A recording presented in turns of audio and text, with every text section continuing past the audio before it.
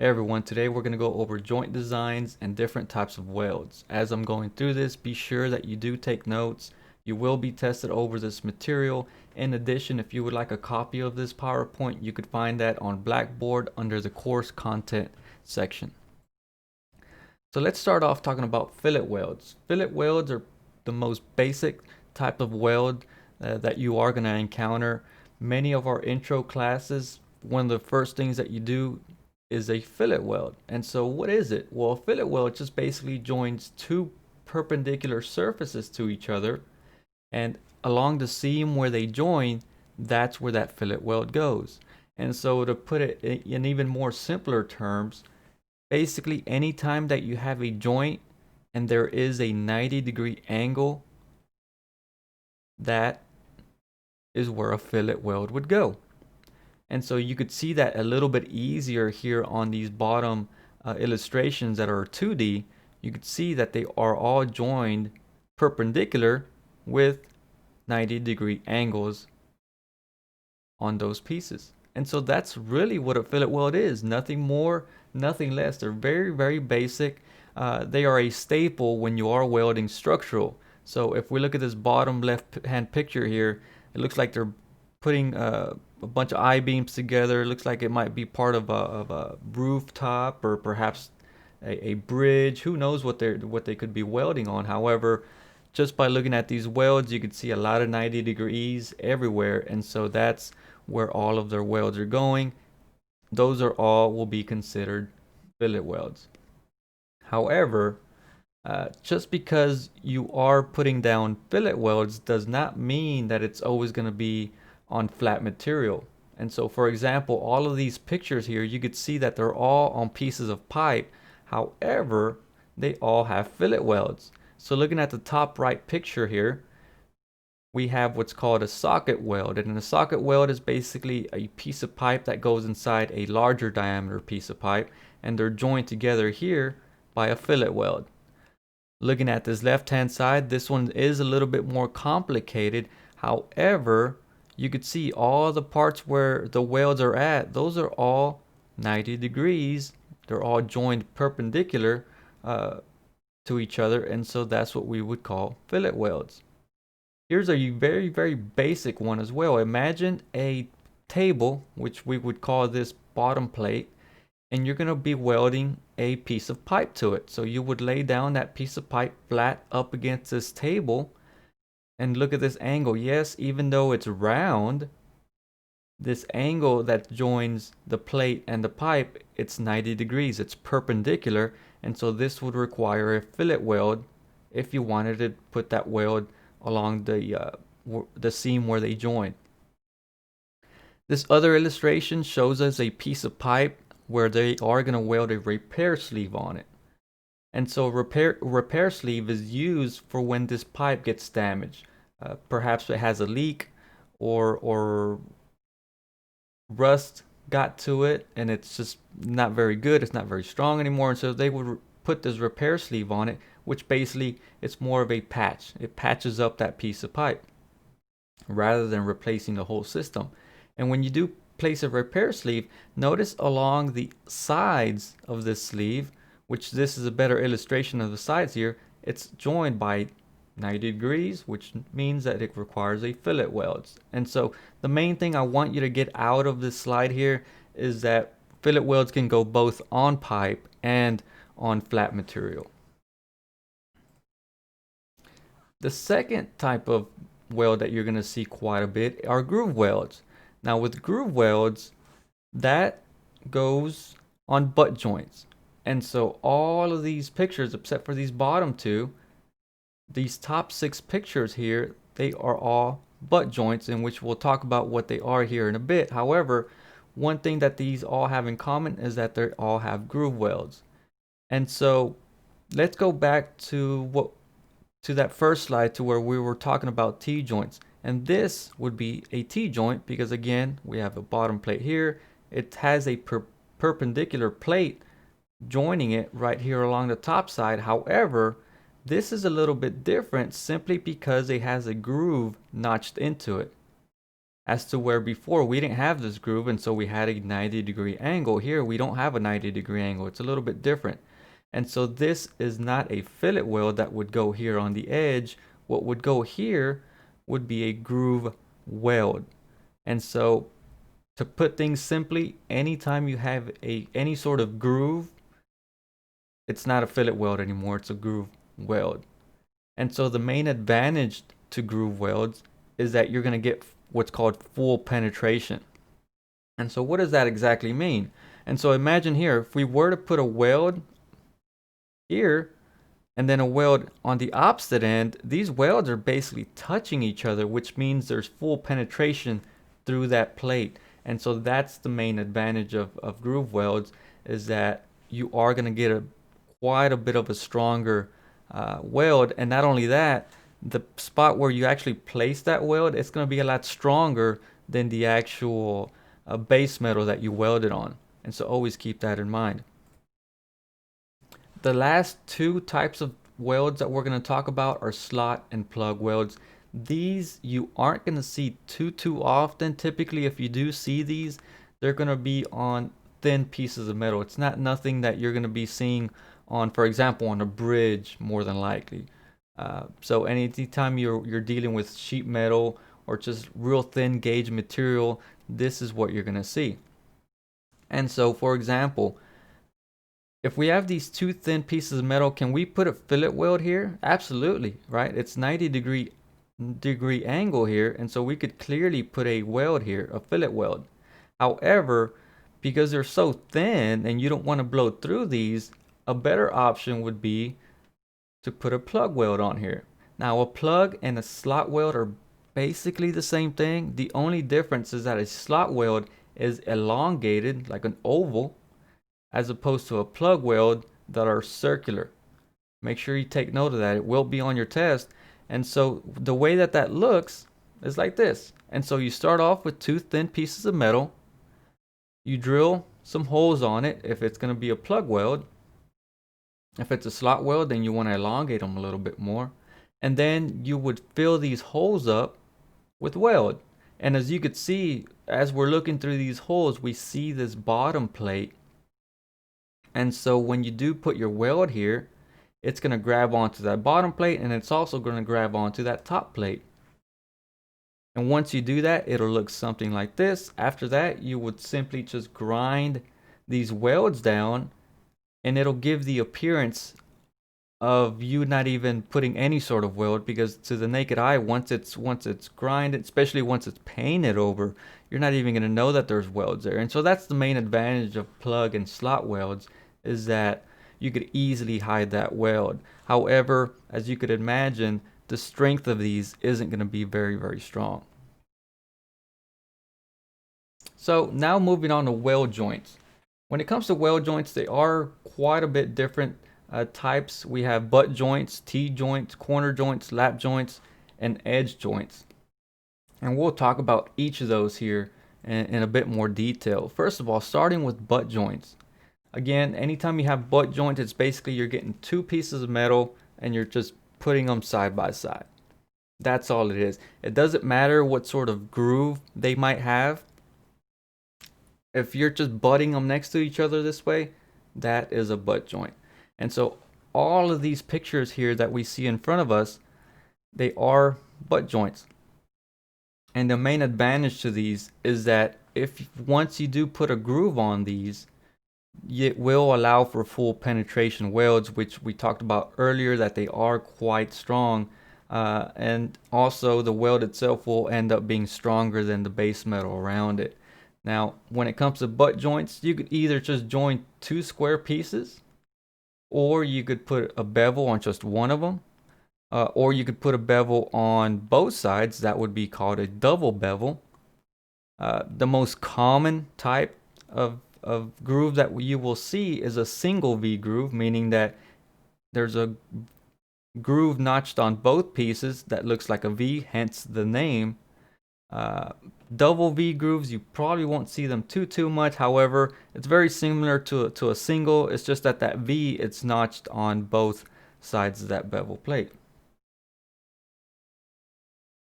And so all open root bevel plates or all open root welds that you do will be butt joints. So when it comes to open root V grooves, these are the different types of parts of it that you do need to make yourself familiar with. So starting off with the root opening is this bottom piece down here at the bottom. And so when you are getting your two pieces of bevel plate, you don't always just touch them next to each other. Sometimes you do have to leave a little bit of a gap. And again, that's so that you can have a full penetrating weld. And so the distance that these two pieces of plate are from each other, that little gap, that's what we call our root opening. Next we have our groove face, which is the surface of the bevel. So it's basically this part here and this part there. We have the root face. So with some welding processes, you will have to put what's called a root face. Let me draw here for you a little bit. And so imagine, let me outline this end here. So right now, this is what we have. We have a really nice sharp edge there at the end. And you could easily weld this with the GTAW process. However, you probably couldn't weld this with the stick welding process because with stick, you can't control the heat very well. And so instead of having a profile like this where it's a sharp edge, you would have something more along like the lines of this, where you grind off that edge to where now you have a real nice flat surface here. This area here, this is what we would call the root face. And so this is meant so that you could still weld on an open root groove weld. However, your edges aren't just going to melt right away when you strike your arc. This will keep that from happening. And so this you will see every time you weld stick, whether it's on a piece of pipe or on a piece of plate, you'll see that root face. Otherwise known as a landing, for it's more of a slang term, but you'll hear it being called that quite a bit. The root pass is simply the first pass that you lay down. And so once these plates are spaced apart appropriately, the first pass that you put down, that will be your root pass. It basically just seals this bottom part of the bevel plate. Your hot pass is your second pass. Your fillers, you will have multiple fillers as you're filling this up. And so that all of those passes we refer to as the fillers. And then your cap / crown is this part here. So anything that extends above the base metal, which is here and here, everything that goes above that is our cap. And so make sure that you know these. Again, you will be tested on this material and you will have quite a bit of questions coming off of just this slide alone. Next up, we'll talk about T-joints. When it comes to T-joints, just like we did in the butt joints, you have different types of grooves that you could put on here. So here with this first picture, we see that this is our traditional T-joint. And ask yourself, what type of weld would this have? And so think back to when we were talking about fillet welds. Where does a fillet weld go? Anywhere that there's a 90-degree angle. So here we could clearly see that there is a 90-degree angle. So this would be a fillet weld. Same thing on this side. This would be a fillet weld. Taking a look at this second picture, again we see a 90-degree angle, so we know a fillet weld will go here. However, on this side, there's a groove notched onto it, and so this is not a fillet weld anymore. This is a groove weld. So that would go there. And you can kind of get the picture as we're going through this. This is a double bevel, right? Because there is a groove weld on both sides, or groove notched onto both sides.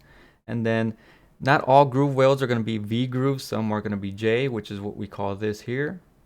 And of course we have a double J on this opposite side. However, you're not going to be seeing this very often. And the reason why is because you're going to need special machinery in order to put this type of J groove on the side of any plate, whether it's a piece of bevel plate or if you're trying to do it on T joints. It's much easier to put a V groove on this by way of using a track burner or any sort of mechanized plasma cutting machine as well. However, when it comes to this, it's going to be a bit tougher, and as a result, you don't see these very often. Not only that, but it's going to be harder for a welder to actually perform this weld because that groove of how it's shaped. It's much easier to do a V groove. And so next up we have corner joints. Corner joints are very similar to T joints. However, um, instead of joining them down the center how we typically would with a T joint, you're just basically joining the edges or the corners is a much better term. So you're joining those corners together, and you could set those up a little bit differently. You could make it to where they're not really overlapped, just the very edge of it are touching each other here, and so you would have that fillet weld. You can make it to where the edges are just slightly overlapped like they have it here. And also, the weld, when you put down a fillet welder and you're welding these, depending on the application, typically the weld will always go here on the outside and nothing on the inside, but sometimes you could even weld both sides. So you could even have a fillet weld on the opposite end as well to make it just a little bit stronger. So make sure that you write this definition in terms of what a corner joint is. Next up is a lap joint. So instead of having the two pieces be joined perpendicular to each other, you're going to have them joined parallel to each other. But you are going to shift them to where they're overlapping each other, and that's what a lap joint is. And so, as you could see, we could see that they do require fillet welds to go either just on one side or on both sides. So how could you turn this into a groove weld? Well, that would be pretty easy. So instead of having this 90, you would just simply notch a groove into it here. For example, something like this. And now you would have a groove weld. And so if you're ever asked if lap joints can only have fillet welds, that would be false, because they could have really different types of configurations. Just like on a T joint, you could have a double V or a J or flare. That could also be another one. So again, don't get tricked if you run into a question like that along your test. Last but not least, we have edge joints. These are very similar to corner joints. However, with corner joints, notice that the two pieces are perpendicular to each other. With edge joints, they're going to be parallel with each other's, and also they're not going to be offset like this, like a lap joint would. They're just basically joined together, similar to what we have here, a square groove, right? And so when we look at this, just like on the other type of joints that we talked about before, you could have grooves on them. And so here we have a U, which is something that we haven't quite seen before. It's kind of similar to a J. It's just that a U is on both sides. And again, you're not going to see this very often because you will need special machinery just to do something like this. I did mention fillet grooves earlier, and I didn't quite talk about what it was, but this is what it is. And so it's not exactly a J, but it's not exactly a U either. It's almost like the opposite of a U. And so that's what a flare V groove is. Again, you're not going to see this very often unless you're getting perhaps two pieces of pipe and you're joining their sides together. Then you would end up with a joint similar like this. However, in order to weld this, it's going to be a little on the hard side, simply because once you strike your arc, that very first pass that we're laying down, which is the root pass, it's going to be very hard for it to penetrate all the way inside this little edge, because there's just no room for that metal to get deposited in there. And so you have to be really careful when you're welding something like this. And again, make sure that you write these definitions as to what an edge joint is. Last but not least, we're going to talk about welding positions. It doesn't matter what sort of joint we're talking about here. It matters more about the type of weld that goes in these positions, and that's how we're going to determine what we're going to name them. And so, for example, here, these first four are fillet welds. One is called 1F for flat, 2F for horizontal, 3F for vertical, and 4F for overhead. The 1 stands for the position, and the F stands for fillet. Why does it stand for fillet? Well, that's because we're putting fillet welds down. Okay? So just know that. And also, if your test shows you pictures of a particular position, you are going to be expected to be able to tell me whether it's 2F, 3F, 4F, 1F, whatever it may be. When it comes to groove welds, because we are welding on a groove, we don't call them F anymore because they're not fillets, they're groove welds. And so with that, the only difference between fillet welds and groove welds is that with groove welds, we use a G instead of an F. So it's 1G, 2G, 3G, and 4G. And for the most part, when we are talking about groove welds, we are going to be talking about a butt joint as opposed to fillet welds. Traditionally, we're going to be talking about T-joints. So just know that. Make sure that you access this PowerPoint if you need to. Also, if you need to go back, please rewind a little bit on the video and take notes over anything that you have missed. But that's basically all that your test's going to be over. It's not too hard. Just make sure that you read over your notes. Ask me any questions if you believe I didn't cover something. And well, good luck, guys.